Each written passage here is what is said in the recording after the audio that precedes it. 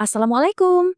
Di sini kita bakal bareng-bareng menyelami sisi spiritual Ramadan yang lebih dalam lagi, berdasarkan pencerahan dari Guru Ta Ustadz Muhammad Yusuf. Yuk kita ungkap makna tersembunyi di balik ritual yang mungkin udah biasa kita jalani.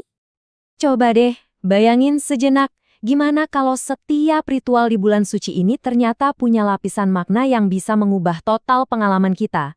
Jadi bukan cuma soal nahan lapar dan haus, tapi bener-bener ngasih makan buat jiwa kita.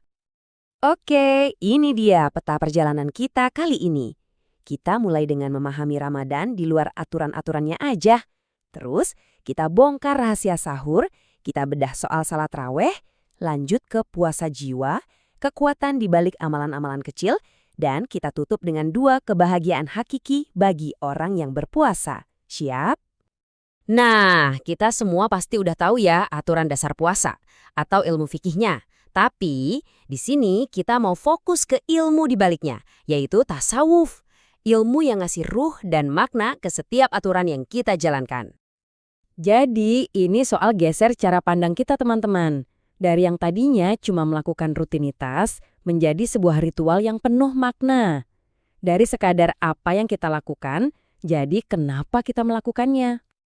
Oke, kita mulai dari sahur. Seringnya kita anggap ini cuma buat isi bensin biar kuat seharian kan. Tapi ternyata sahur itu adalah momen persiapan spiritual yang krusial banget. Nah, ini yang menarik banget. Kekuatan sahur itu ternyata nggak terletak di menunya loh, tapi pada gimana cara kita sahur dan kapan waktunya.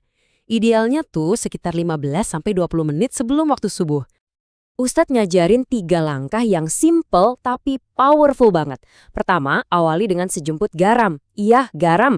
Kedua, jangan lupa baca selawat untuk Nabi. Dan yang ketiga, niatkan dalam hati, ya Allah, aku makan dan minum ini untuk menguatkan ibadah puasaku besok. Simple kan? Tapi dalam maknanya. Kutipan ini negasin lagi ya kalau amalan tadi itu bukan sekedar aturan kaku. Ini datangnya dari tradisi tasawuf yang fokusnya itu ke pengembangan batin kita, hubungan personal kita sama Sang Pencipta. Sekarang kita pindah ke sholat tarawih. Wah, ini topik yang kayaknya tiap tahun jadi obrolan hangat ya di mana-mana di masyarakat kita. Kita tahu kan, ada 2 praktik umum. Yang 8 rakaat yang merujuk pada praktik Nabi dan ada yang 20 rakaat yang umum dilakukan di Mekah dan Madinah. Dua-duanya punya dasar kok. Jadi, poin utamanya apa? Esensinya itu, ya sholatnya, ibadah berjamaahnya, hubungan kita dengan Allah. Para ulama udah ngebahas ini dari dulu. Jadi, tugas kita sekarang bukan debat lagi, tapi fokus gimana caranya sholat kita bisa khusyuk. Itu yang paling penting. Berikutnya nih, ada sebuah metafora yang dalam banget dari sebuah hadis. Ini buat ngejelasin konsep puasa batin atau puasa jiwa. Hadis ini tentu bukan pelajaran biologi ya. Ini adalah kiasan yang luar biasa tentang gimana kita mengendalikan nafsu kita. Yuk kita bedah bareng maknanya. Jadi makan dengan satu usus itu artinya ya sederhana, moderat, nggak berlebihan. Puasa yang sejati itu bukan cuma nahan lapar perut, tapi juga puasa dari nafsu makan spiritual kita terhadap hal-hal duniawi. Dan yang penting, nggak balas dendam pas buka puasa. Sekarang kita lihat yuk gimana hal-hal yang kelihatannya sepele ternyata punya dampak spiritual yang gede banget selama Ramadan. Mungkin kedengarannya aneh ya, tapi dalam ilmu tasawuf jawabannya adalah bisa banget amalan yang sederhana ini ternyata punya manfaat yang nggak kita duga. Nah, ini dia 3 manfaat utamanya.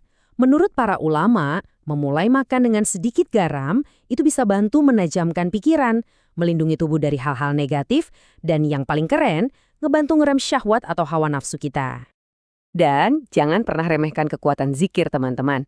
Dengan terus-menerus membasahi lisan kita dengan ucapan seperti istighfar, setiap tindakan kita, bahkan yang paling biasa sekalipun, bisa berubah jadi ibadah. Oke, kita sampai di bagian akhir nih. Ini soal rewardnya. Hadiah utama, puncak dari semua perjuangan kita selama berpuasa. Nabi Muhammad SAW menjanjikan ada 2 kebahagiaan besar buat setiap orang yang berpuasa. Yang pertama itu kebahagiaan duniawi yang kita rasain tiap hari pas buka puasa. Rasa lega dan nikmat yang nyata banget kan? Dan yang kedua, ini yang jauh lebih dahsyat, yaitu kebahagiaan hakiki nanti pas kita bertemu dengan Allah dan melihat langsung ganjaran puasa kita. Dan ini nih, ada tips praktis yang super berharga. Manfaatkan 1 atau 2 menit sebelum azan maghrib untuk berdoa sekhusyuk-khusyuknya. Di momen itu, saat kita berada di puncak kepasrahan, doa-doa kita punya power yang luar biasa untuk dikabulkan. Jadi setelah kita ngobrolin semua ini, pertanyaannya balik lagi ke kita semua. Rahasia spiritual mana nih yang mau Anda coba praktekkan untuk menjadikan Ramadan tahun ini jadi lebih bermakna? Semoga obrolan kita bermanfaat ya. Sampai jumpa!